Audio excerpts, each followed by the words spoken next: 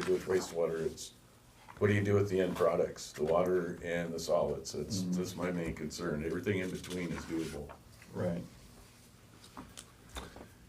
So that's where we're at with our current facility, and then what brings us here today is that the city of Bremerton wrote us a letter, Mayor Wheeler, and said, hey, we'd like for the Mason County to actually extend their sewer service into this southern area of what is called the acronym is PSIC. And Ned, you come and help me with that. Puget Sound Industrial Center. Yeah. It used to be SKIA, which I liked better. Now it's PSIC. Okay. Yeah, and so that's kind of what brings us here today. We've had some discussions with the city, formal discussions with the city, with staff. Loretta and Richard and Ned and his team have continually talked through this time period, kind of saying, hey, where are you at, what's going on, kind of what do the future issues look like here. I think that I'm going to give the city an opportunity to kind of talk about where they're at and with their capital facilities plan and kind of their plan for providing these urban services to their area. But that's where we're at today, so that's what this discussion will be about. All right. Well, before we get into some of the technical parts and some details like capital facilities plan, I'm Greg Wheeler. Good morning. Good morning. And I appreciate everybody coming together like this. Thank you, Mark, for helping convene this. Good to see you, commissioners. And it looks like you just, I walked in and I was kind of catching up real quick. I think you're covering capacity for your own first responsibility, which is Belfair and the UGA. And then kind of leading in a little bit to what kind of development might occur at the border to be compatible. You want to ensure compatibility and you have the capacity. So appreciate everybody with this conversation. Mark, you wanted to get right into our capital facilities plan. Is that what the commissioners want? That's the most recent thing that I've seen, okay. I think, from the city of Bremerton. Okay. So really, this part of the agenda is open for the city of Bremerton to kind of give maybe a little bit of history on the conversations or the ideas that the city has had partnering with Mason County in the past, and how do you want to move forward? Okay. Well, Ned's been at this longer than me, but let me just go in a little bit with the council president here representing the city council. We've developed our comprehensive plan, and especially with the industrial area, with the goal of creating a lot of jobs for opportunity for our community. And we envision in the entire industrial area up to 10,000 jobs. And we all know why we're planning in this matter. As we grow in our region, we realize that and our industrial lands in the Puget Sound region become more scarce, and right now they're very scarce. We have to be a part of that solution to provide jobs in our region. And since we anticipate growth in our area, here in the Kitsap County, Mason County, Olympic Peninsula area, we are planning for that. And so, of course, with jobs, there's a lot. Transportation is included in the planning. How we do housing, and it's and then the future of our corridor, the 16 and then I-5 corridor. We know congestion is coming with the 1.3 million coming to our region. So we want to provide opportunity locally, be a part of the economic solution for the region. And I think Ned, if you want to jump in, that's the bigger picture with council, and council approves our plans, obviously. So these are all pre-approved plans, so we are moving forward and implementing that with this type of agreement. And of course, with the council president here representing the council, because he was around when I was when we adopted these plans. So, yes. Yeah. So. Ed, you take it away, Ned? Yeah. Well, I thought I'd add a little bit about the Puget Sound Industrial Center. So you just described a very challenging process for providing sewer, right? And it's been a challenge for the county with your development. The Puget Sound Industrial Center has also been a challenge for the city. There's a vision of industrial, light manufacturing, industrial jobs, economic growth. The challenge for us is that we have no sewer infrastructure in the Puget Sound Industrial Center. The port does, and we're working with the port, hopefully to take that system over at some point in the future. It's pretty far away from our treatment plant, right? The south end of the Puget Sound Lake Flora Road is pretty far away from our treatment plant, so getting wastewater service all the way back to our plant is a challenge. When the original planning documents were done, it envisioned a couple of MBR facilities, like 2 MBR facilities, providing one for the south end of the Puget Sound Industrial Center, one for the north end, hopefully at the lagoon, site where there's actually flow. And one of the fundamental things that you want if you're gonna, you want flow, right? I think you guys know this, you want flow, right? Yes. So I don't know that we were, when we first did this planning, I didn't really even know what an MBR facility was, they were kind of new. And so we plunked them down on a map and we came up with some costs from a consultant, and I think those costs are extremely low at this point from 2008 and 2012, right? So you don't get growth without infrastructure, and there's a plan for the Belfair bypass or the freight corridor to come up through there. We've got a challenge with water. We have water available in the Puget Sound Industrial Center. But it's gonna cost some millions of dollars to get water down to serve the south end. It already serves the north end. Let me see, I just lost my train of thought. Well, anyway, it's challenging to get growth, to get started, in the area, other than at the north end where the port is pretty well established. So we would like to promote growth in Puget Sound Industrial. It's a MIC, it's a manufacturing and industrial center. There's not very many of those in the state, which means it's really intended for regional jobs and regional growth. But we're kind of stuck in the mud a little bit. So, and this, if we agree on sewer service, it doesn't even solve the problem in its entirety, right? We still have water, we still have transportation issues. There's some other things that need to be addressed to get the infrastructure available for growth in the south end of the Puget Sound Industrial Center. So I don't know if that helps at all, but that's what we're working with, and it's been challenging to even get off the ground. So The transportation, we've leaned in and we've joined Mason County with being champions for the Belfair bypass. And so, with the idea that that combined with our Gorst effort would create freight mobility and worker mobility, providing opportunity for our counties. And so, this is a small but very important piece is the sewer portion. But we've got a lot of work, as Ned said, on the rest of the infrastructure, including continuing to champion for the 2 mega projects, Belfair bypass and then Gorst, in order, and to get those done. So, yeah. And with the crazy legislative session that we just got out of, we're super fortunate to actually still have the Belfair bypass on the Yes. list. Yeah. Yeah, let's hope to get, it's political, but it's not signed yet, so I'm hoping for signing. Yeah. Yep. So the first bullet here is capacity, and we made a request for service, a 20-year sort of threshold request. It doesn't encompass the full planned demand, but I think it's a reasonable number for a 20-year projection of what our needs could be.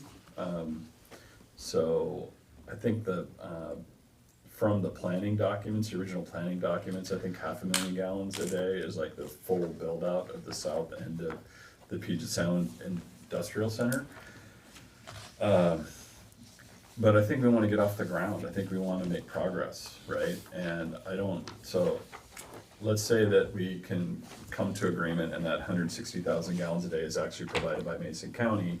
There's still a gap, in the future potentially, and I don't know how far out that is going to be a problem, or for instance, the Port of Bremerton, I think they have about 80 or 90,000 gallons a day now is their average. Well, they've had that industrial area, you know, and that infrastructure for like 50 years.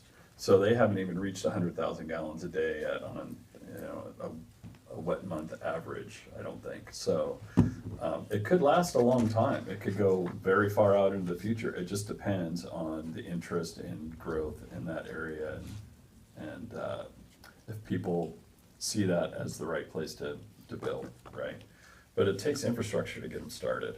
It's a tall order to expect somebody to come in and to build all of that out of pocket up front, right? To front load all of the infrastructure it needs to just get development started in the area, so. What was the recent expansion? What's the large on-site rating for the port now, Ned? Oh, that's a great question, Loretta. Maybe, do we know? I think they were at 72.5, and I think they went to 97,000 gallons a day. And I think they had to stay just Okay. below 100,000 gallons a day.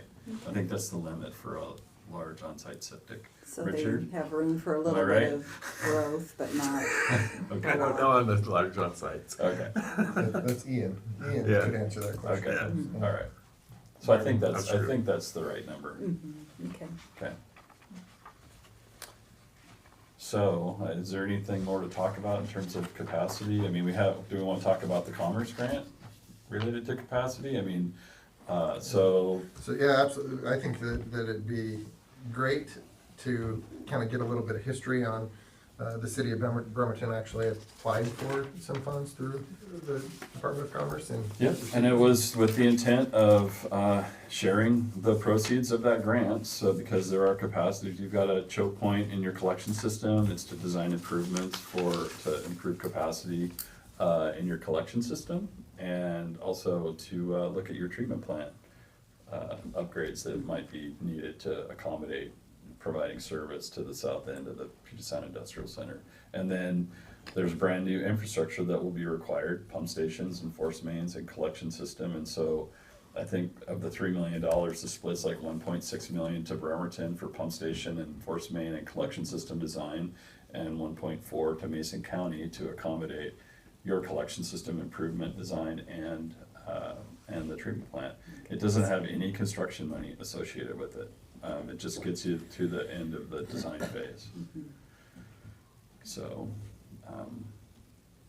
yeah, but it's intended to address capacity issues and provide the new infrastructure necessary.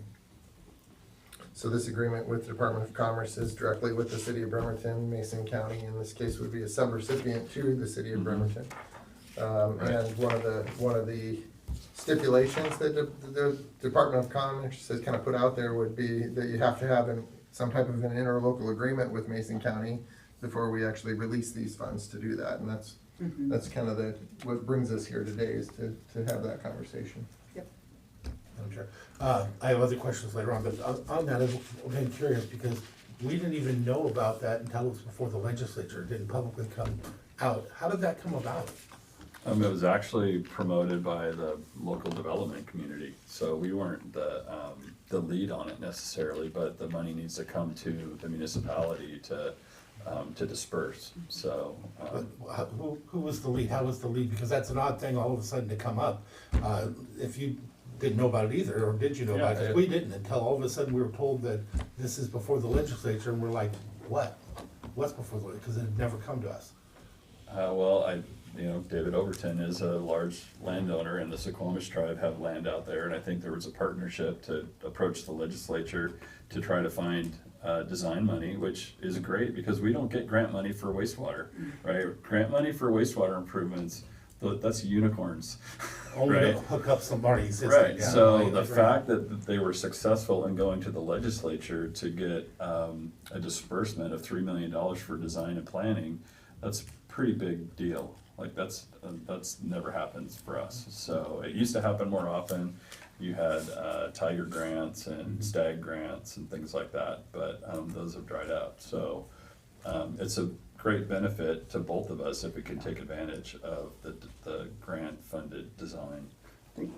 I think, Commissioner, we'd have to go back, look at some notes. I mean, there was a lot of evidence at the time that Mason County was looking for solutions to a plant that had been overbuilt and was looking for a way to, and Laura, you can correct me, but there's some history where, well documented, that there was dire straits back in the day. And part of this, and so it was a win-win for us to go forward with the grant, and we'd have to, again, do some digging to find out the evidence, but it turns out the plant now is not in dire straits, and you're in good solid ground. But back when we were going forward, that wasn't the case. So you're correct. Before you came in, you had talked about the committees and stuff like that. Yep. We had a citizen committee, I was the chair of it, and helped put together, and we were in extreme dire straits. There's Yep. no question of that. We were looking to hook up the Port of Bremerton because they actually had Yep. customers. What a concept, right? Yes. But no, we were at that time in dire straits. I was just trying to figure out how it even happened because we found out about it after the fact, not in the conversation. That's what I'd always been curious about. Yeah. But I think I understand it. So you guys were kind of in the same position. It was going on, and then you were included after it's already started. And We were included during the process of trying to finalize the scope and things like that, of what the improvements would need to be. And I think we talked to staff about, like, what is the staff scope, or the Mason County scope for the treatment plant improvements. So there was some discussion at a staff level about it. Yeah. But it's not trying to get Loretta in trouble. Oh, no, that's fine. Like, we needed to come up We with have a timeline. a dollar amount and what the scope of that was. But it was a pretty short timeline It of was about a conversation. 1-month mash, Yeah. basically. Right, like, And it then was a hurry. for yeah, no, our, I'm aware of that part, yeah. Yeah, I was that's what I'm talking how it about. got that far. for our scope of work, it was simply lifting what we already had in our capital facilities plan. These were improvements we need to make regardless of who we're serving.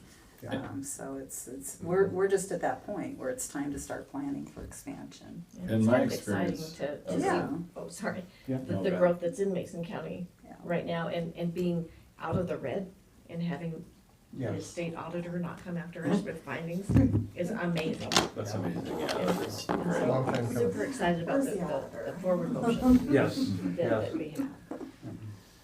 So when it comes to the Commerce Grant, like, it's my experience that typically somebody comes and wants us to build something at our cost before, right? So for someone to show up with the potential for grant funding for design of improvements that we need to move something forward, that doesn't happen very often, right? So I don't wanna look that gift horse in the mouth too much, but.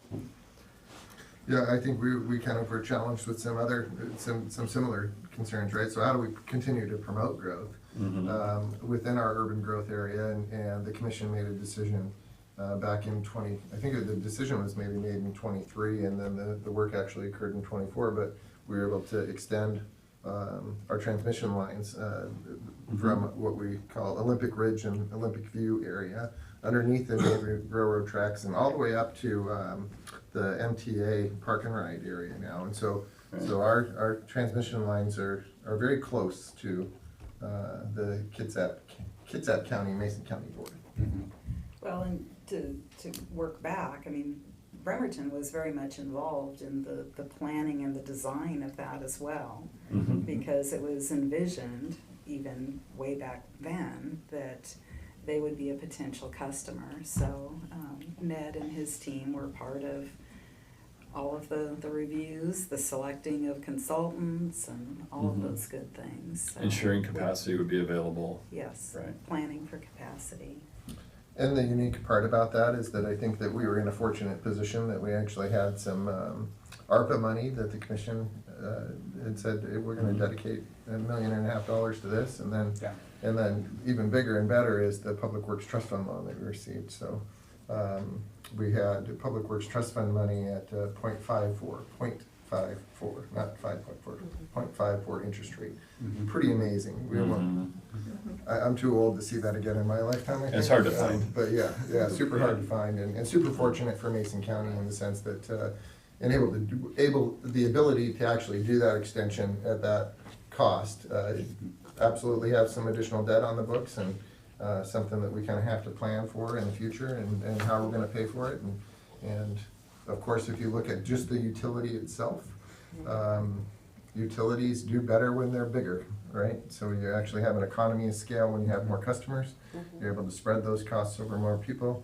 We have some super small utilities down in Russellwood area that may have 150 people on it, right? And so you could imagine you have to replace a water pump to the tune of 60,000. How you spread that across 150 people? Right. It's pretty scary. So it's nice to have additional customers, and we're definitely continuing to look for that. So that from a positive perspective, I think just looking at the utility itself, that absolutely is something that we want to have.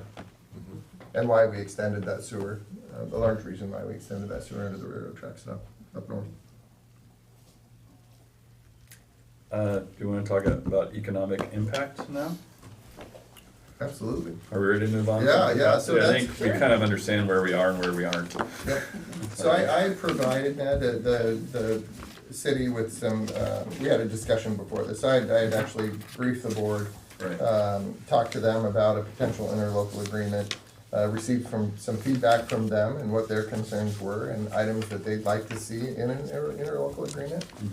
So we revised it and had some talking points, and Loretta and I met with the city to kind of go over those, and the result of that meeting was, hey, let's sit down and have a government-to-government meeting where the decision makers can actually sit down and talk about these concerns with each other and potential mitigation, if there is any, for that. Okay. Am I up on the? Well, I can give you the basics, right? Yeah, I So think it'd be good if basics you are- kind of led that part. Yeah, let me lead it, absolutely. The counties are different than cities. Right. We have sales tax and property tax. That's our two main revenues to cover our general services that we provide to every constituent within Mason County. So super limited. We often call it the two-legged stool. Yeah. Cities are different. You guys actually have property tax, sales tax, B&O tax, utility tax. You have other sources of revenue that can help support these types of things. So we're a little jealous sometimes of cities, and I am, because it's like, God, I wish I had some of those opportunities. The legislature has talked about enacting those things, but it hasn't happened. So since we are so reliant on sales tax, and I think one of the concerns that I have heard from our commission is, what is the potential impact to our community in Belfair? They are the largest sales tax generator for Mason County. So if there were development up in the PSIC area that was competing with the businesses that we currently have within the Belfair area, with destination-based sales tax, if you're actually purchasing those items there, then that sales tax is gonna go to the city and not come to the county. And so that was a concern that our commissioners had about the potential economic impact to not only our business owners within the Belfair area, but also the county as a whole in terms of sales tax revenue. If I can, I'm gonna also, to expand on that though, also the ability or possibility that we may lose businesses because of it through competition or whatever. So we not only lose the sales tax, but we lose the property tax, we lose the ERU for the businesses that we currently have. How to mitigate that and what that might look like to mitigate it. I'd be, as a lifelong resident of Bremerton and with sharing a boundary or a border with the Navy, I'll, just talk a little bit about what might happen, what a scenario might be with Mason County and Belfair. So if there was robust development in the south end of the city, that a real employer's coming in, where are those employees gonna come from? And where's the growth gonna occur to accommodate the demand? I think it's a guess that residents either come into Kitsap County and Bremerton, or they're gonna decide Mason County is their place, the future worker looking for opportunity, and from an employer in the south end, they're gonna choose, or they'll choose Mason County. I can tell you right now, Mason County is attractive. If there's a lower cost of living, there's a nice rural feel to it, there's a good environmental aspect that's is gonna be an attractive for a future employer to recruit people. So what happens then is you get a workforce crossing the county line, working in Bremerton and taking those dollars back home to Mason County. And if you're like Bremerton, your sales tax is promoted by a couple of things. We have one major industry, we have auto industry, so we have that. We also have construction, which has been robust. And then the one thing that's kept us moving upwards, even through the pandemic, was delivery, Amazon. A lot of people are shopping Amazon. I mean, it is, and that will continue. That is happening on every, if you go drive through Bremerton, you're gonna see a delivery truck. You're gonna see Amazon. You will, I can't say what the future will bring, but I can say what we're enjoying. Those sales tax that we collect are at the destination. That's what will happen in today's world, would happen in Mason County and in Belfair. So those are living wage jobs, which is my goal, to come back to be produced in our region. And then where the people live and find opportunity to live, I think it's an even bet. It's gonna be, Mason County's gonna be attractive for those new residents, and they're gonna take those dollars back home. So, no, that's if we were to get the big industrial. I'll be honest with you, I'm not as worried about that, because that's, Okay. in a sense, that could be a very big benefit. Understand, I live in North Mesa, as you know, and you'll see me at your stores. Sometimes you'll see me at your theaters, and because that's where we go up there. Yeah. So I definitely understand the sharing of each other's benefits. I wonder, one of the things I'm looking at for myself, because as I said, I represent them, is being asked to sign something without knowing the impact, what the impact would look like, how much it would be. But if retail, for example, went up there, that would have a different impact than would a big industrial facility. Have you considered restrictions of anything built out there for commercial retail that would impact this? Because that would help to change how I view this, because currently I view it as a threat. I lose one or two big businesses down there, I lose community members, I lose tax, I lose jobs, I lose everything for creating a competition for myself, for my own community. But if we can put sidebars around it, that helps to protect that. I'm more interested in listening to what it is, because I am looking at trying to make it all work for everybody if I can find a way.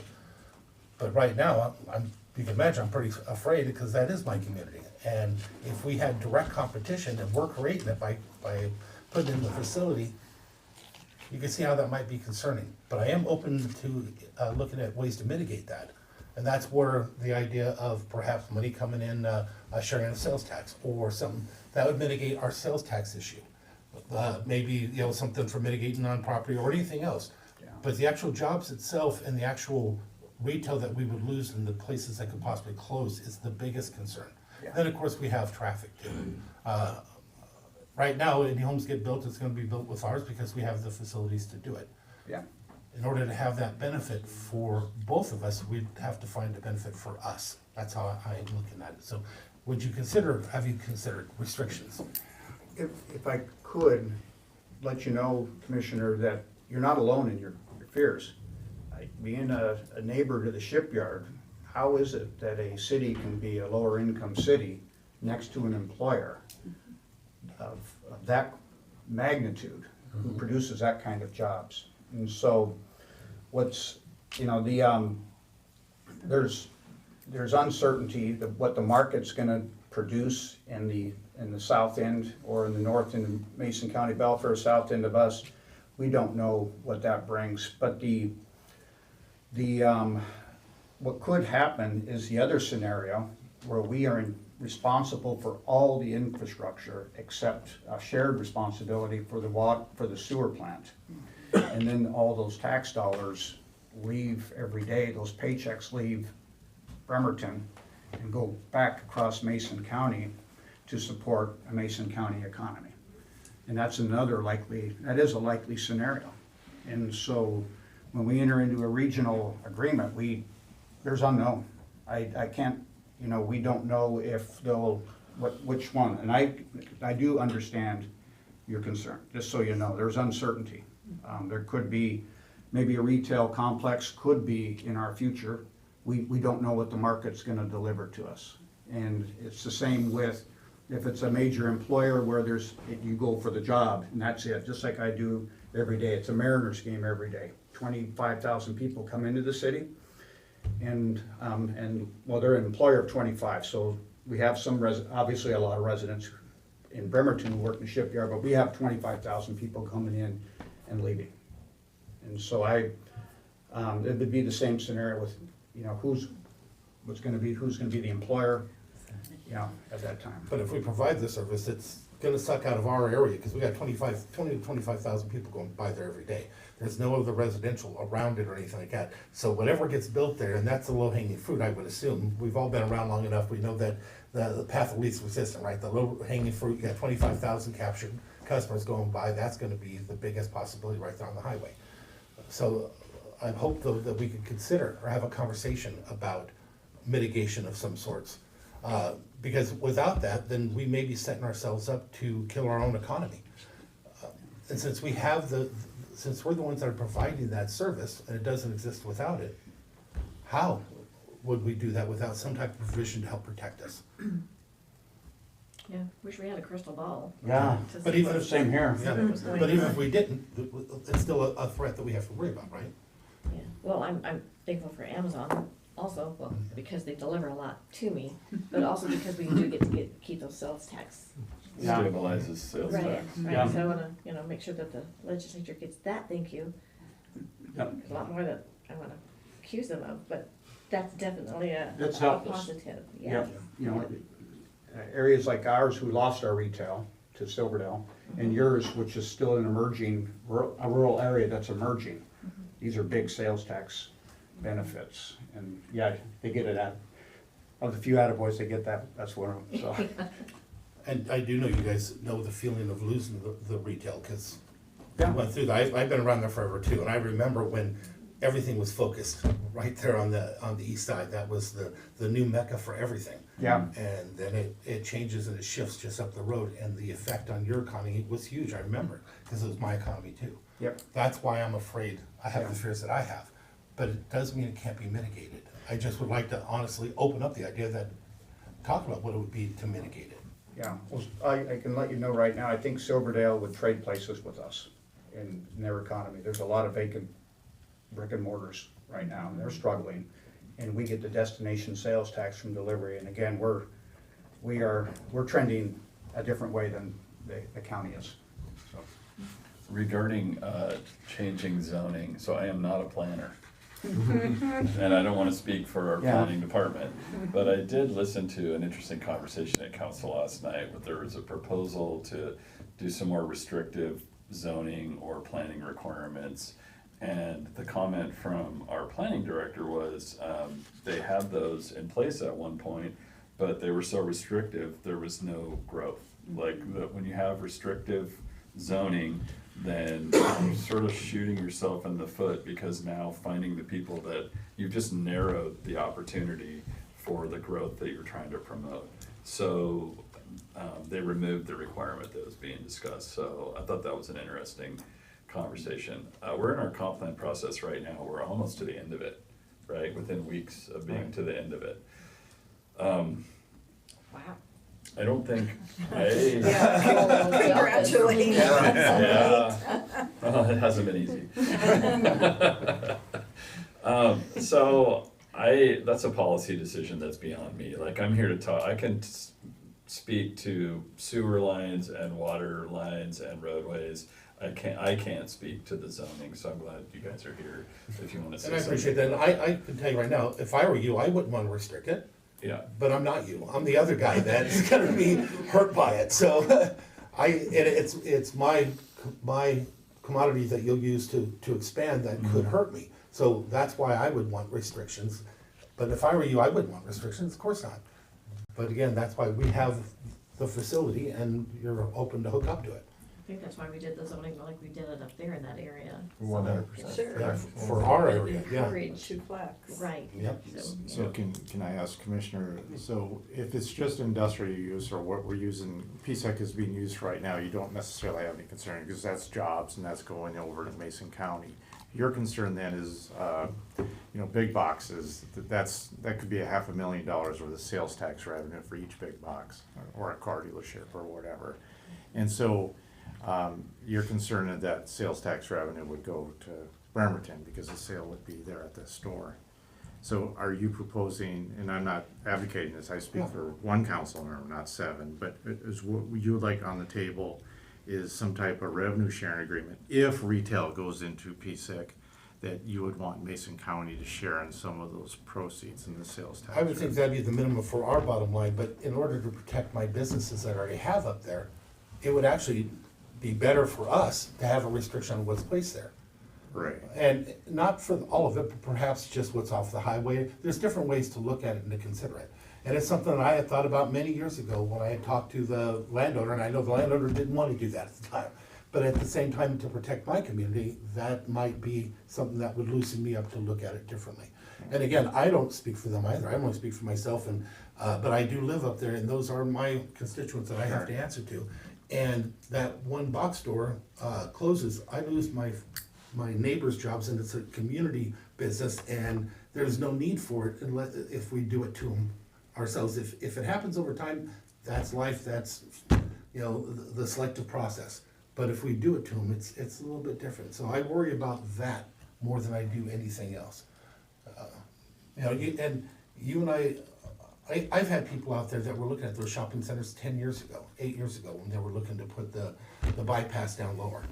So I can assume it's gonna be the same up above. So with that being said, I have to be afraid of that for my community. So I'd rather look at mitigating something like that. And again, I'm not saying I want anything, but I can stomach that and possibly sign on to something that has something like that, where I have to stand against it currently because of the devastation I think it would do to my community. Just as I'm sure you would do if it was reversed. You would worry about your businesses, your jobs, your everything. But I could see a great opportunity if a big industrial was to go there. How would that not benefit us both? Yes, you'd end up with some housing, we'd end up with some housing. It's not the same. I still prefer to take care of ourselves, but if we had to share it, I could see that. I would just say that, just to be clear, there's no intent on our part in all our discussions to try to, run Belfair into the ground or impact your sales tax. Yeah. Like, that is not the intent of this at all. There's a regional plan for a regional economic growth center, and, we probably never would have even thought of asking you for sewer service unless unless Mason County had come to us to propose it. So, I understand your concern. There's no intent that we are doing something ideally, this is a partnership for economic growth for the whole area to create jobs and housing and, elevate the whole area. That's really, from my perspective, what the vision of this whole process is for us. I understand your concern. I don't have a good answer regarding the zoning. I can't answer that. That's more of a policy type of a decision, but really, we've been moving forward and talking to staff the entire time, trying to figure out a mutual benefit partnership that helps with revenue, helps with flow, helps make your utility whole, gives us an opportunity at a lower risk to provide wastewater service to an area that we want to grow.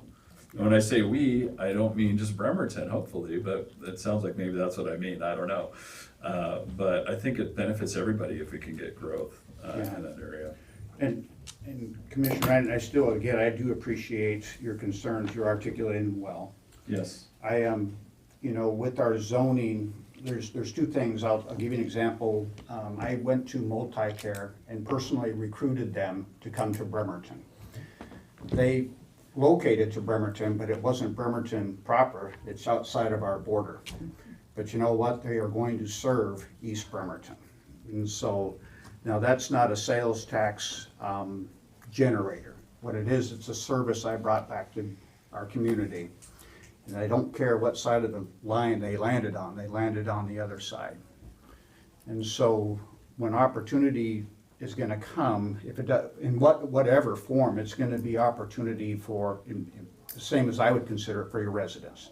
If something good comes up that creates competition, then that's opportunity for the residents who live there. And when we zone, there's not been one time that I can think of we've zoned to restrict competition. So that's not, I can say from a Bremerton perspective, we've never zoned or made a decision. What we do is we zone for an environment that promotes economic development, job creation, and opportunities for our citizens. And we believe businesses thrive when there's opportunity and there's more businesses in the area, whether they compete or whether there's just more to create that cluster of tax base and economy. That's what we're promoting in Bremerton. And so I get your perspective, understand it, where you're coming from, but it's for us, especially with multi-care, if it had been something else, it's for the citizens. They're gonna get to use it. Doesn't matter what side of the border they fell on. So just to clarify, you're saying the zone restrictions is a non-starter, basically. I just want to clarify. Yeah, I cannot foresee, unless there's something that, there's wiggle room where we can create something, but I can't foresee, and I don't wanna make a prediction or I don't have a crystal ball on what our citizens will need in the future. I don't know what industry is gonna be compatible. I don't know what the future of big box retail is. I don't know if, I wish I could tell you, I think I see where big box is going. It's not something, I just think I see where it's going. I could see a manufacturer potentially coming in, like who may be that person that provides things that a big box may have traditionally got before. And then from there, a distribution center where we serve the region with different either tools or supplies or materials or, you name it. I mean, that could happen. I don't know what our future is bringing to us. And I agree with you. I just want to clarify that, but more of apple to apple type thing. Yeah. If you'd have brought in because car dealerships bring in huge amounts of dollars into the city's stuff. Yeah. If you'd have brought in a car dealership and they'd have opened just on the other side of that border, that would have been a whole different belief you would have had on it. Because it would have sucked right out of your community. Yeah, but if they're providing a service to my citizens, because I served in military, and we are predominant, and if my sailors and my civil servants who are coming in have a place to purchase an automobile, that's a key service. And so that means and again, when you're talking about regional economy, in hypotheticals, I try to stay away from it. We're going to go in a little bit into that because we're trying to predict what the future might be. But again, it's about serving our citizens in Bremerton and providing them resources, either that jobs, resources, goods and services. Yeah. A great example is Lowe's in East Bremerton was within city limits, and then they didn't have the master lease for the store, and they moved outside, and you know where Lowe's is now. We don't get that revenue. I understand your It concern. hurt. I remember I was around when all that happened too. We survived, and like the mayor said, look, I go to Home Depot and Lowe's. Those are my stores. Okay, that's where I go. And I'm glad I have Lowe's in East Bremerton as a citizen, as a resident of Bremerton. I'm super excited and stoked that we have that there. So But if you'd had the opportunity, you'd have rather kept it in Bremerton, right? I understand. Yeah. Yeah, okay, that's I'm my not point I'm making, guys. I'm not gonna lie to you, Yeah. but for the community, it's best that we have the Lowe's. It might come back if we can annex it. Well, we're getting rid of B&O tax too. We feel it's a regressive tax, and so to promote growth, job growth and business creation, we've been phasing it out. We're up over 1 million, so 80% of our businesses don't pay B&O tax in the city. Wow, Yeah. really? Yeah, and so it's, those kind of things, I believe do help if you. Well, you wanna encourage business to Yep. come, Yeah, but you also have to have the infrastructure to do it. there's that fine line, there is absolutely that fine line of, yeah, supporting the businesses with the infrastructure. So we did the calculation of increased sales tax, employee wages, bringing home those dollars and those type of things offset the B&O tax. And so loss, and then we had obviously goods and quality of life is huge. And so when we have clusters of small businesses, we felt that was a quality of life as well as an economic strategy. Are there other economic impact issues we need to talk about? I guess there's one, it's an economic impact for a benefit for us. Again, I don't wanna hide the fact that I've not been a supporter, I've tried to be always open, but I also always try to look at ways to balance it off or to try and change my mind. The benefit to my community, I try to say to myself, whatever I do, it's a long-term sucking sound when it comes to taxes. What could I do to offset it? What can I do to make it better? One of the things would be, we have utilities that do have issues, we're getting better with this one. What if we were to find a way to influx some money and put them together eventually and have a way to stabilize the other ones? That'd be benefit for the whole county, not just for Belfair. So I look at that and I wonder how to get there. Now, I'm looking at your guys' comprehensive plan, and if you were to do it completely on your own, you have a range between, what was it, 59 and 127 million, you're expecting 87 million, or 85 million. You know, what is the value? You're asking right now for basically several times what we actually even produce right now or do. What is the value of that, and what would you be willing to pay to have it, especially for a 20-year or 30-year or something else? I'm sure you'd imagine it wouldn't be free if it was the other side around. You'd expect somebody to buy that capacity, right? How much do you, have you guys done any work to establish what that value would look like and what you think you should pay?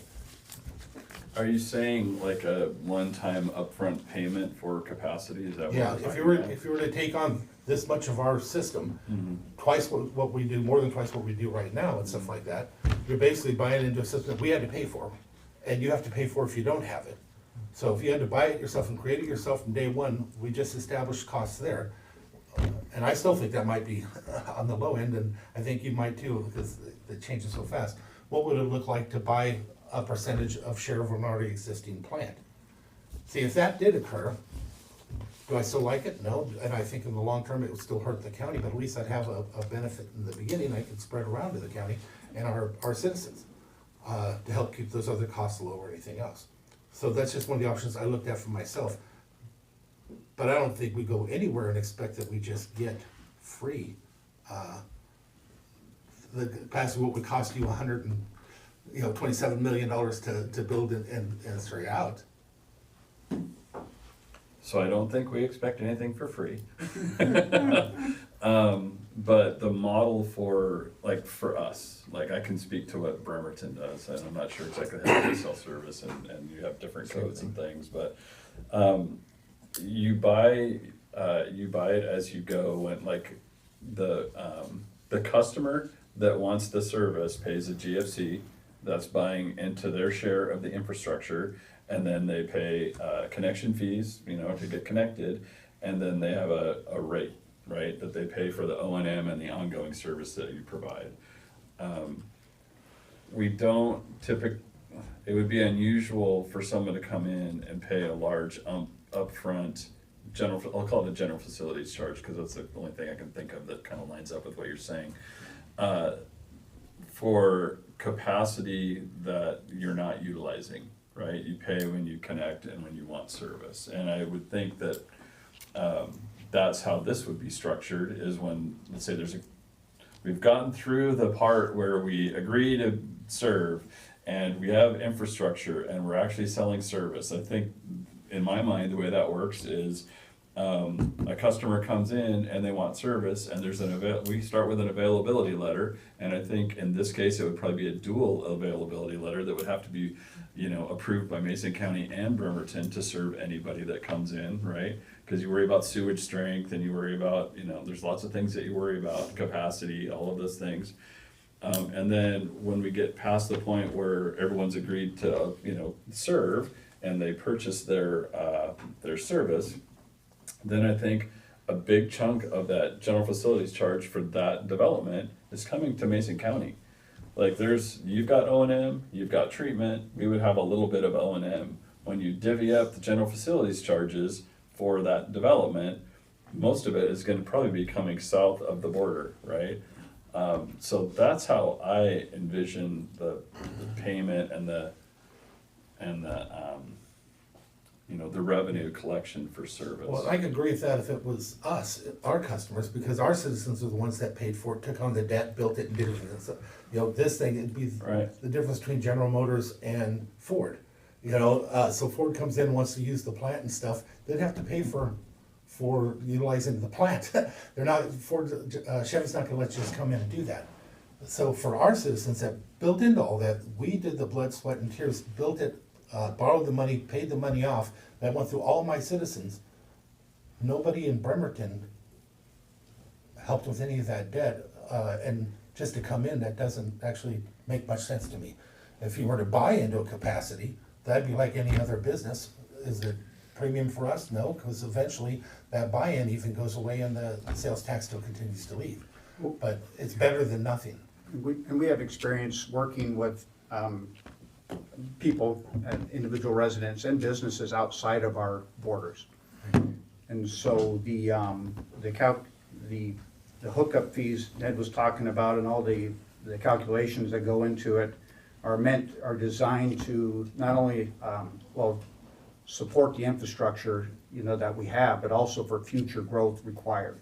So we factor in with the hookup fees, what's gonna be required to expand the system. And that's exactly what you'll calculate. Yeah, that's what ours is. Yep, well, and you'll charge us for that, you would charge us for that.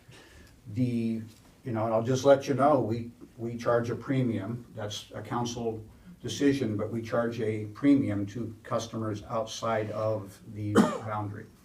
And, there's good reason for that. As you said, Commissioner, all the sweat that goes into maintaining a treatment plant, there's a whole lot that goes into it. You've got police, you've got fire, you've got roads around it. You've got an entire economy you're supporting that keeps everything around that operating. And that treatment plant sits in the middle of it. And so we understand it, and then the premium goes into a citizen goes to that citizen who lives outside the border, who's benefiting from a service when they're not inside the city necessarily paying into the tax base. And that's how you get that back. And then the council, that's their decision on, which I support, but also a decision on how, a neighbor to neighbor, agreement. And it'd be the same with you. Yeah. You'd have control over that. That would be, and that's why our relationships like we're building on today are gonna be important. Because when you make those decisions, we wanna have a good relationship so we can make sure we're compatible and we're doing things together. Well, when we built it, we lost businesses, they closed. You can imagine a brand new system, the wait was huge. We lost a lot of businesses, lost a lot of people even, that couldn't do it. And so that's when I talk about blood, sweat, and tears. It really Yeah. was for my community, but we carried the whole weight of it. Yeah. And again, for myself, I just need to ask, are we basically saying that you don't see a value in purchasing into the system? I think And only just being on as a customer, we just pay a little more to be part of it? I don't think we're here to say absolutely no to anything today. Like, this is the first that you've really presented it. I don't know what you think the dollar value is. It's a policy decision. It's a finance decision. I can tell you that finance decisions are getting much more challenging. I think we're all seeing budgets get tighter. Without having like a better sense of how much you're talking about and what you think the value of it is, or, I think a proposal that we could actually present to, the electeds, because there are policy decisions. I can't answer that question today. And just like the zoning, I can't answer that question today. I was just more wondering if you were open to it, because that's one of the biggest problems we have with this whole thing. Because in order to get these funds that we're talking about, we have to sign on to something that we don't know what the ramifications are. We have to sign on to something that we don't know what the cost is for the county or what it will cost us. And we don't know the actual value either, because we're doing it before we have any of that. I myself, I always believe in business, you have that first, right? And that's what you always want to try to do in the city of Bremerton, I'm sure. I just look at it the same way, I'd like to know what that is, but Well, I can, I mean, just kind of looking at it from let's say it's a merger, almost. We don't have a path forward that we've seen a merger of this type. I wouldn't know what to use for a model, on how we would even cover that. That could be years to even come up with a concept, because it could be a prototype. I believe Mark and others and the engineers who've been around, maybe you've got an example, but the one that we are familiar with is the one where we've served outside customers. And so there is a path forward with that. I mean, not only trying to come up with an agreement of what a merger would look like, it's what your citizens, your ratepayers think. It's their plant. So they're the ones that put the blood, sweat, and tears into building it. So it's a big one. That would be a huge conversation. actually for us, it's the whole county that ended up doing it, Yes. instead of just the ratepayers. Right. But your term Yeah. merger, I think is probably the best term I've heard used for what we're talking about here. I think you're probably more accurate than I had even contemplated. It is a merger. So the question becomes, what is the value of that merger? And, do you have a company just come in and say, we merged because we need you so bad? Or we have you come in because we need each other and there's a value to each one, so you buy into a merger? That's a perfect term. This is Yeah. a merger. So what is the value of that merger? And who carries the weight of the merger? What does it fix? No, I think a lot of that too we've got there's a lot of partners that are not in the room, or players that are not in the room, that I would like to bring into the conversation, like our attorney.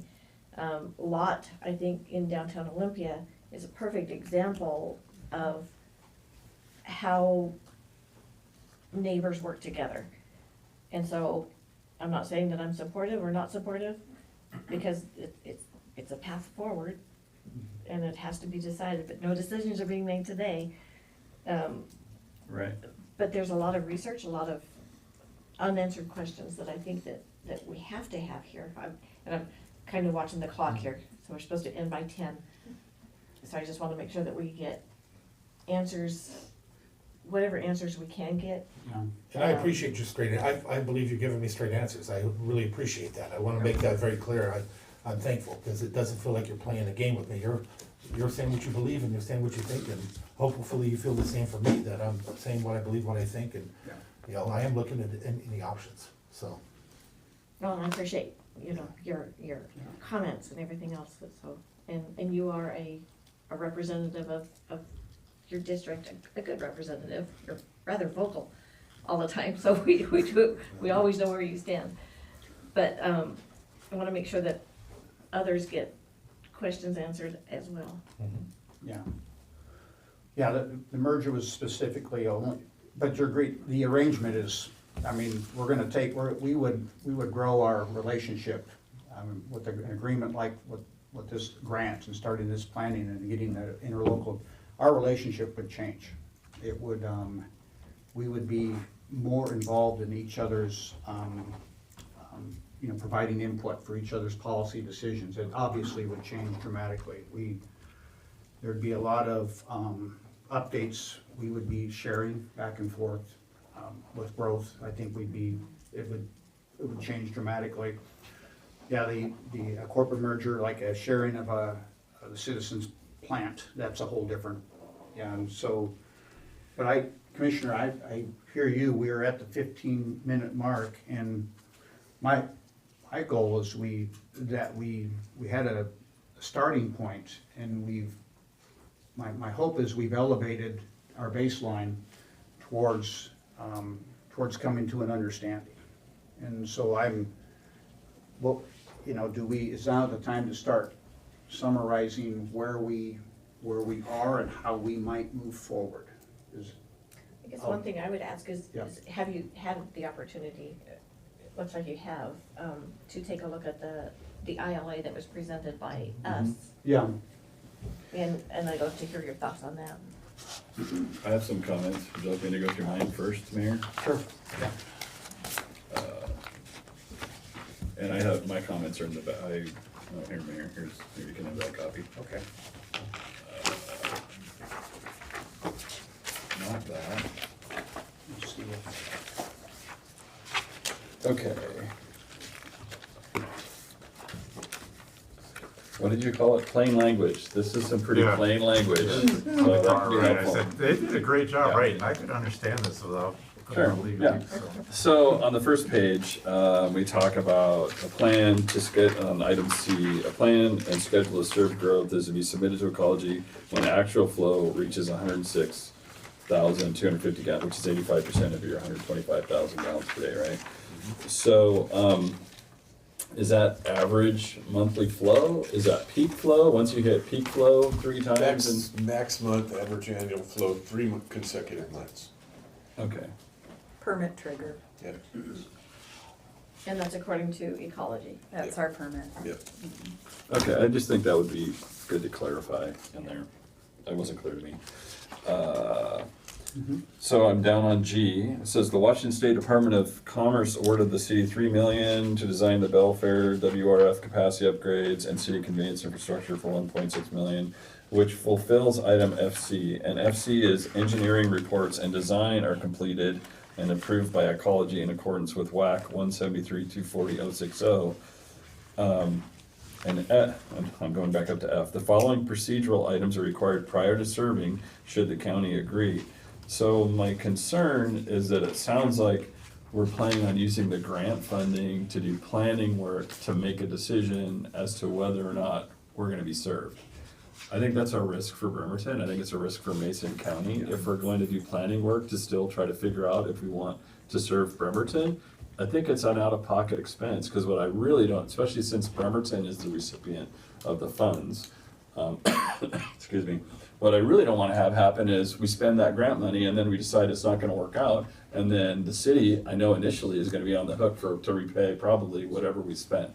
So I don't really want to, that's a risk for us. So I don't have a problem with, coming up with funding to try to do some more work to evaluate, to get to an answer, right? But I don't think the grant funding should. Is there a better way of putting it maybe? Because you gotta understand, for us, the idea of knowing what's in it before we agree to do it makes a lot of sense. Is there a different verbiage that you could see that can help us get to the same place where we're both protected and we find out what Yeah, I it's think gonna so. cost, what it's gonna do, what it's gonna. I think it's an out-of-pocket expense for both of us, though. I think it's like, it's not grant funded at that point. I don't think we should be spending grant money until we've got a clear commitment for service and that we're really partnering to provide service to the south end of the Puget Sound Industrial Center. I don't think grant money should be spent until some strong commitment, strong, reasonable commitment. How about that? And I don't think we have that yet. We're not there yet. We're not comfortable yet as a group, right? Hopefully we get there. I think that's our goal, is to get there. And you will put all this in writing for us so I can. Well, I'm very I can email my comments Okay. to I'm Loretta very and Mark. And Yeah, I'm very visual too, I'll hear everything you do and go over it, but Yeah. when I see it, it stays in my brain forever. Sadly. Okay, there's a minor strikeout on H. It says some portion, planned for serving some portion of the southern portion of the Sound Industrial. I just think it's cleaner if you get rid of that language. Under agreement, it says now therefore it's mutually agreed that Mason County conceptually agrees. I would rather see it say conditionally agrees. That's usually the language that we use for our availability. It's a conditional availability, right? We agree to serve you, but here are all the conditions that you have to satisfy before you get service. I don't have an H. You don't have an H? I don't have an H on what I have. F, G, H. Is it no backside? It's actually, I think it's the, right here, first page. There you go. Okay. Right there. You got an H now. Yep. All right, good. Okay. It says, under agreement 3, it says both parties review and concur that the engineering reports are sufficient to address the details necessary to develop design documents and a more robust interlocal agreement. My comment is financing should be part of that discussion. It's not just engineering, like a big part of what we're talking about is, what's it gonna cost? What kind of benefit are you gonna get, and what kind of cost are we going to incur? And I think before any of us can move forward, you know, reasonably, if we're gonna do engineering reports to vet whether this is a good merger, then I think the finance part of it needs to be considered also when we do the engineering report.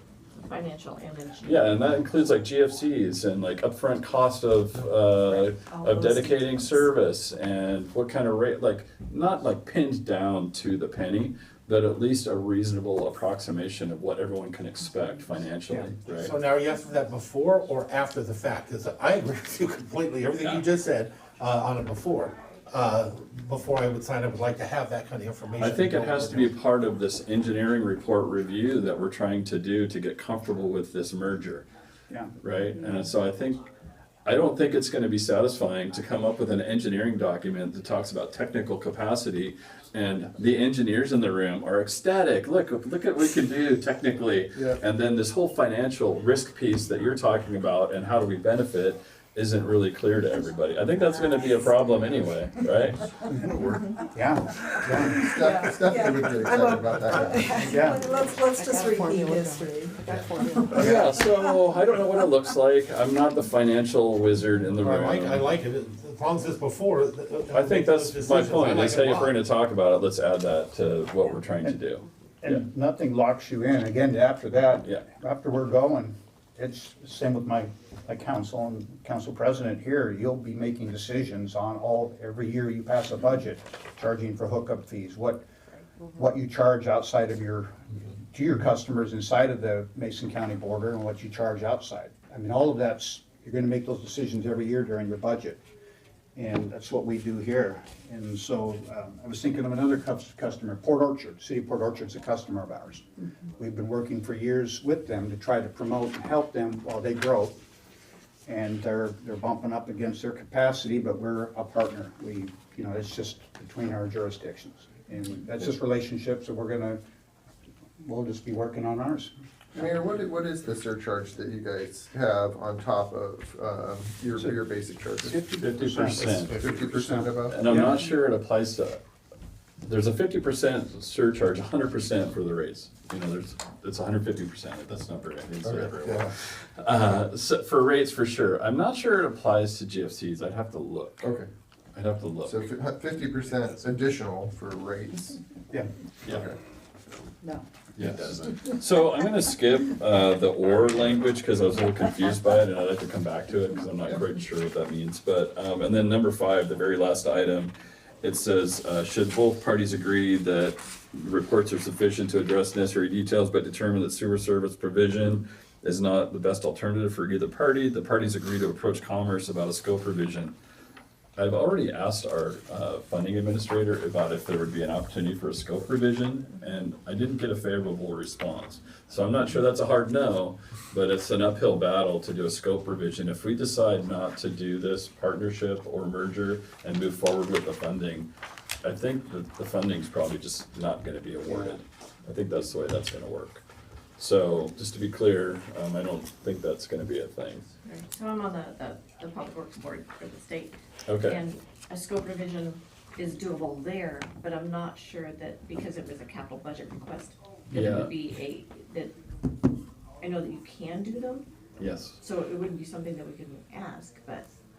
I think when I talked to Mara, who's our administrator, she said, well, specifically the money was appropriated for Mason County and the city of Bremerton to work together to provide sewer service to the southern portion of the Puget Sound Industrial Center. So fundamentally, the scope is to provide sewer service to the Puget Sound Industrial Center, and when that isn't any part of the scope, between the two of us, I think it's gonna be hard for us to renegotiate and split the money amongst us. I think, so Because it's pretty narrow. it's not definitive, and I didn't, but that's my impression of where we're at with that. Okay. And then procedurally, it typically goes to the board, but then it goes back to the legislators representing. And so they're the ones ultimately making that call. They would have the final say. Yeah. Yeah. What's the timeline for this grant? Oh, so I just got an email. this week, and I can forward that to you guys. It was from Mara, who basically said, hey, good news, if the governor signs the budget, the legislature has appropriated this money for the next 2 years. So it's our June of 25 deadline would move to a June of 27 deadline, if the governor If it's signs right around the the corner. budget the way it is. Yeah, And assuming I he guess signs it's it, the it should opportunity be to signed find by the the answers. Yeah, we have some time. Yeah. Are there Yeah. any other schedule drivers from your perspective, aside from just, the grant? yeah, well, the basic opportunity costs. Mm-hmm. You know, we know that the cost of labor and materials, permitting, everything is gonna keep going up. And so, I don't know of any other schedule drivers. I would say this, from my perspective, this process has been long.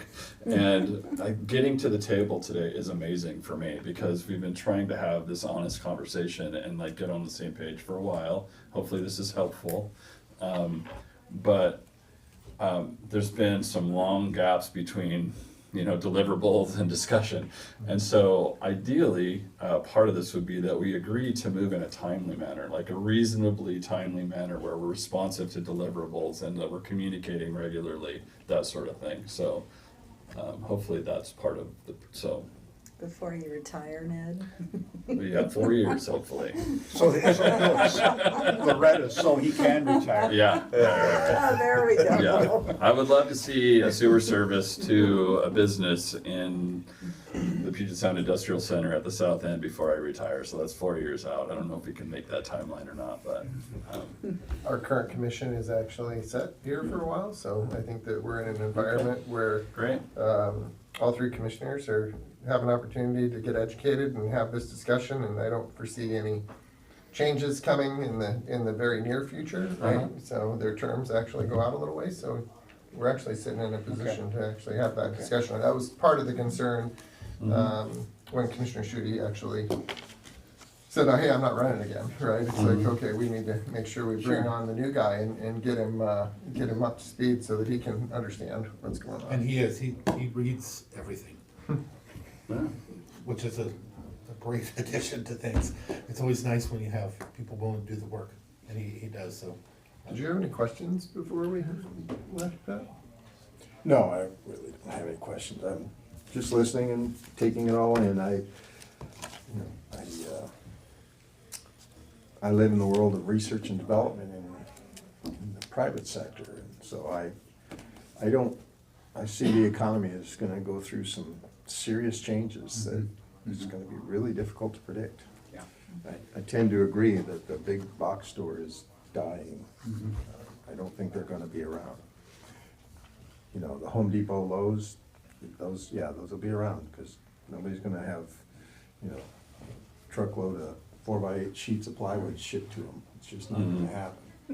I'll be scared if it does. Yeah, but Although they do I the don't levers know. though. Amazon's delivering kit houses. we have a number of young people that work for Just the us. sound of man. I know a number of young people, and if you're under 35 years old, you pretty much don't go shopping at all. Everything is delivered to your house, everything, Including groceries. including groceries, everything. Yeah. We don't have that in Belfair yet. Well, it's, Nobody delivers to us yet, but it's Amazon. I just mean, we're waiting for Walmart or somebody to say, okay. it's coming. It's coming real quick. So, trying to figure out and predict exactly what the impacts of this is gonna be. I mean, I look at the jobs aspect and think, yeah, people don't care about that invisible border. That's right. They're gonna, if they want the jobs, they have to cross the borders, so what? It's not another country, there's no border crossing. So, looking at all the details and the cost benefits and those sorts of things, that'll take me a while to absorb all of the potential there, but I see the jobs as the big positive for Mason County. We have jobs, we can grow. So, We all need the Yeah. homes. yeah, we need more homes, we need more. You know, that's, free market works. We flood the market with homes, costs come down, price of a home comes down, so. You can't flood the market with homes if nobody has a job. So, not a lot of questions, just, this things running through my mind. I just had, so back to the document, when we got to or and all of the language under or, I didn't quite understand how that folded in or what that was. Is it an alternative? Is it, so maybe we can talk offline, Loretta, about, I don't have any like strong concerns about it. I just didn't quite understand how it fit in the agreement. These are the items that the commissioners did not Yeah. see in the agreement, they Oh. wanted to see Yeah. something, right? So Yeah. mitigation, Okay. you know, what are the, Discussion what are the talk, in terms of capacity, ownership, all that stuff. We're super fortunate that we actually have Richard Dickinson on staff that actually worked with Lot and was a part of that. So he understands what a regional sewer system looks like and some of the challenges that come with that, or opportunities, so thanks. I will add to my comment earlier, the one thing that concerned me was, you know, what do we do if the industrial complex is sending stuff down to our system that damages our system? How do we resolve protecting Mason County's infrastructure and property and things like that? How do we, I mean, that's probably further down the road. But that's a concern. We all have that concern. We all have that concern. Like our ordinance, and I'm sure your ordinance has sewage strength requirements, and if there's somebody who's pH, everything. testing T's on laterals, you can go Yeah. and sample what's coming out of a business. When you start having a problem and you have to go upstream to go try to figure it out, when you figure it out, there's consequences for whoever's doing Yeah. the thing they're not supposed to Yep. do. And So- or pretreatment And, requirements or yep. the other. That could be Industrial part of the standards. service requirement, is you're gonna provide pre-treatment before you discharge anything to the system. And, Yep. and in new development, it's gonna be 100% concurrence, right, from Mason County. I mean, flat out, and then anything that veers off of what we all discovered, it's the same as what we're doing right now. I mean, it's just, yeah, that there's protections are built in. So to the mayor and the chair, thank you so much. Ned, I do think this was helpful. And it helps me to understand things a little better and gives me some ideas of what we're even looking at or not willing to look at, because that does make a difference as well. But some of the terminology, I like the way it came off, because I do think that I see this more as a merger than I do anything else. And for me, that's where value and that's where risk, I think, comes in. But I wanted to thank you for that. I want to ask you to do one other thing after all this, though. We had a government-to-government meeting with the tribe, with our local tribe at the Squaxin. I would hope that you would reach out to them and talk to them about some of the concerns, the environmental concerns that they have, and see if that is something that can be mitigated as well. I know what they are, but I don't understand them as well to represent their side. So I would hope you would actually just reach out to them and let them describe it better to you than I could. Yeah, Although Well, honestly, I would like to have a meeting with all stakeholders. So that would be the tribes, the port, the city, it'd be a rather large meeting, I know, Yeah. and might be hard to schedule. But I do think that because there are so many stakeholders, that, Go ahead. then I think that having the communication, this was amazing. And I'm so glad that we were able to get this arranged. Thank you, Loretta and Mark and everybody else that played a part in this. But having this conversation and including the other stakeholders, I think would be a huge value to helping us make our decisions. well, absolutely. I mean, I'm looking through the bullets, and, you know, for the most part, you have to serve the Belfair UGA. That has to be your number one priority. And then, you know, as far as connection fees, rates, charges that's how you make up for the impacts on the system. That's how we do it. You have a formula for that. And then the rest are the unknowns we talked about, that we would be together on the financial portion of it, what the future brings to us, what comes forward. That's our partnership. And so every concern I can understand that was listed here, because we have the same ones. And then, I think this has been, I think it's been helpful too. So putting this together, I appreciate the commissioners, you and staff wanting to do this. Squaxum, I believe that would be helpful to have them hear from us, that we don't have a crystal ball. And the environmental mitigations are just incredible. And they may not, maybe the Squaxum aren't as aware as, excuse me, as maybe the Suquamish are, who we deal with on a frequent, if not daily basis. But when something new is coming to a jurisdiction, maybe it's time to hear from us. We don't know what the future is, but here's what we go through to ensure environmental impacts are mitigated, and it is extensive. And I think one of them was the aquifer, there's Yeah, absolutely. different. Yeah, we are really careful with stormwater controls. And so that's a whole other discussion with the development community. But with the environment, we can assure them there's a lot of controls in place, and so we should schedule. Residual chemicals potentially from the airport was Yep. also a big concern that they had. Yes. Okay. If they're already, I don't know. Yeah. I how would you say that answer that, they but- need to Particular keep in their own, in their PFAS, system though. Using that for. Yeah. I don't see that one as a risk for me, because Okay. Yeah. they have their own system, and that was staying their own. I have Yeah. a lot of other issues, but I don't wanna get caught in the ones that I don't have, Yeah. that aren't gonna affect us. Just to be clear, the port does own acreage at the south end of the Puget Sound Industrial Center that's not part of their industrial park, and I think it's more part of the airport proper that they Yes. think is developable at some point in the future. So there is port property that could potentially wanna come this direction. Extension of a runway or. yeah. Well, Well, they I don't know have, if it's a runway, I think it's gonna be more like ancillary airport, like Aviation. hangars. but they have it in their comprehensive scheme to sewer this area we're talking about. The scheme is not a bad word, it's literally our comprehensive plan, courts call it a comprehensive scheme, so it may sound bad, but they have it in their scheme to sewer that area. We're gonna rename ours to a scheme now. Yeah. That's probably a council one there. Yeah. Okay. Let's not. No, I don't like that. That's the state requirement, that's what it's called, Okay. for their comprehensive plan, but they have that in theirs, and I'll talk to Arna about that. I have a phone call anyway, so. So definitely want to respect everybody's time, but path forward is, what does that look like? Do you want us to come up with potential merger options?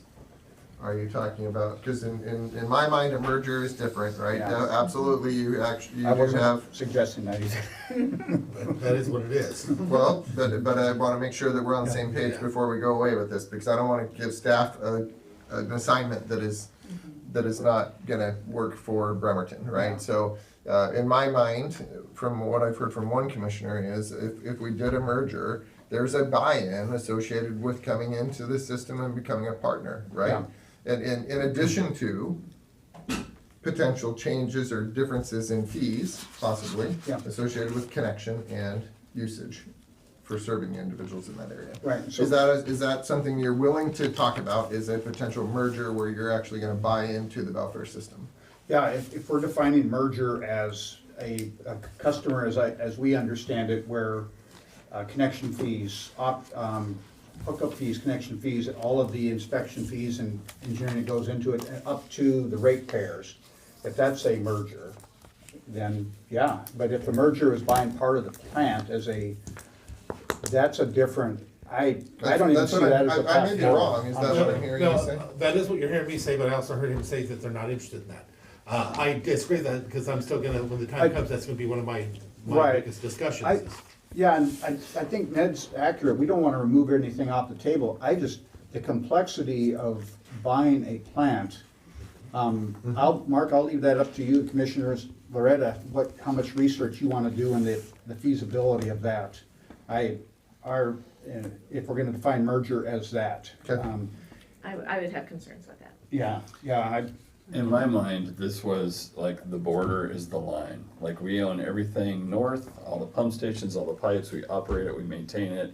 There's that GFC we talk about, there's gonna be some GFC for that as part of the Sure. connection fees.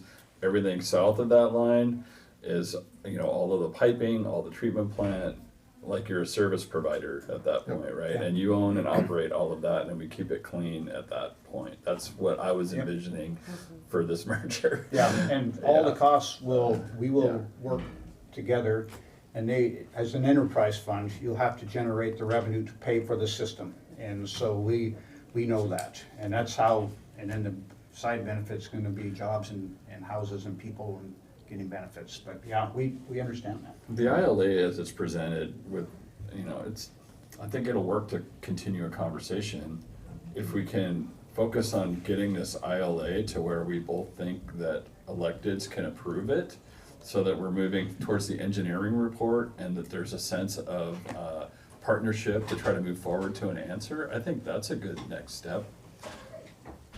Seems like that would be the next step. What was that? I don't disagree with that. I think Okay. that's what, Gives us a clear thing to do and to take the next step and bring it and to forward simplify again. it down for me, the roadblock I see with the ILA is that it's, as soon as we do this, it's a have to. We basically sold everything at that point unless we put it in a position where we don't. And so I'd like to look at it to see what the options are. Because although, I'm very strong in one opinion, as you've seen, I'll change. If there's a benefit and there's something, I will change. I may not like it, but I will change and go with whatever needs to happen in order to benefit my community the most. So Randy, one of the things I am clear on is that the intent of this ILA is that there is a promise that comes with it. I know that, Right? and that's the worry, because maybe different, go ahead, no, because I don't think so. Yeah, I heard You Ned don't? propose something different. Okay. Yeah. It's I- that's what I was conditional thinking, and too. it has language, Yeah. I keep grabbing this piece of paper because I gave you my copy. But, Yeah. I think, here's this is where I'm at personally, right? Like, I don't see us executing a commerce grant until we sort this out and that both parties are comfortable that we want to move forward with a partnership to provide sewer to that area, wholesale, treatment, and we do the collections, and that we have a comfort level that we're gonna move that forward. That's my perspective, Mayor. I don't know if you agree with that or not, but. Yeah, There's a risk associated with taking the money, Bremerton taking the money, if we're not gonna get service. Like, nobody wants to waste the money, nobody wants to spend it in the wrong way, right? So if what's comfortable to move it forward is executing this ILA that says we're gonna do more evaluation, and come back together, hopefully with a schedule and a timeline, I think that's something that we should talk about too. But I think we can work on getting this to a place where it's not a commitment, a have to, but it's like we are committed to working together. yeah. And that's what I heard, that's why I was saying, I thought this was positive. Yeah. What I heard for Yeah. myself, I felt like we can be put in a position where we can continue to move forward and not do away with our protections. Absolutely. As we're looking at this stuff. 'Cause Yeah. I'm very, very concerned with every aspect of it, I don't wanna hurt. And I know none of you do, Yeah. but I live there, I don't wanna hurt any of them. Yeah. I don't, I wanna protect them, I wanna make their life better, and I'm sure everybody else does too. So, but you need information to do that, right? You need to make educated decisions, not just because we're in a hurry to get the money. So I was very happy with what I made, but here. Yeah, so I we would just have ask some- that we're timely, Yep. Yeah. right? Yeah. Have end products, and then that's the time to Yep. review that and decide whether it's to Move things to the along, next once step. we get to a place where we think Yeah. we can take something for approval, get it through the process, move to the next step of doing work, have it deliverable, consider it, make decisions, yeah. Perfect. Calendar out. Well, my commissioners are actually gonna be all about utilities over the next couple of weeks, 'cause we're bringing our proposed rate structures next week, so. So definitely Very it should be excited. at the top of their mind, and they will, they'll think they'll learn more and more about the details of the operational side of that and potential impacts that come with that. Yeah, and future capital, all Absolutely. those good Yep. things. Keeping the crap alive. So thank you very much for coming down, I appreciate it. Flowing. Glad we finally were able to get it together, and let's get the next meeting on the books. Right. If we had time and we were to stop for a brunch, lunch, breakfast, where would you recommend? Is this an easy question to answer, or? Depends on what you like. 'cause, Okay. If you like Millions simple, of you got dollars. Nita's, but Blondie's is I've been eating breakfast there, and they seem to be offering a pretty good breakfast here at Blondie's, Okay. which is just around the Ours corner is down here. on CJ's Corner. Yeah. Leaning towards breakfast. My favorite was always Suzanne's up there, but Suzanne's, but they're never open, so I don't know what to I tell like you. CJ's Corner. It's just down on Railroad and. CJ's Oh, Corner. So we recommend all of Mason County. That's what we just I said. know, right? Yeah, thank you. Do you recommend anything in Bremerton? Yeah, actually, yes, I do. Actually, yes, I do. I think there's a place that has these really interesting Bloody Marys. that I've Oh, seen yeah. before. Oh, yeah. That's a rock. That's right, Yeah, yeah. I've heard of it. Don't Let's be go there. driving. Yeah. Yeah, so just to close up, I want to thank everybody at the table and in the room. We've had great discussions, and I want to thank Mason Webb Always. for being here. Our staff is amazing, both sitting at this table and behind me. Yeah. So, but thank you guys for coming in and sitting with us, and it was a great conversation, I think. Yeah. Okay, I thanks, you would guys. also like to add in there, we probably better be watching the governor, because if he doesn't sign, it changes the. Oh, we'll She's find an out. urgency. We'll find out. Yeah. I know you Yeah, know. yeah, Hopefully by the 19th. yeah. Yeah. Okay, well, thank you very much. Yeah, thank you. To the next. Yeah, look at that.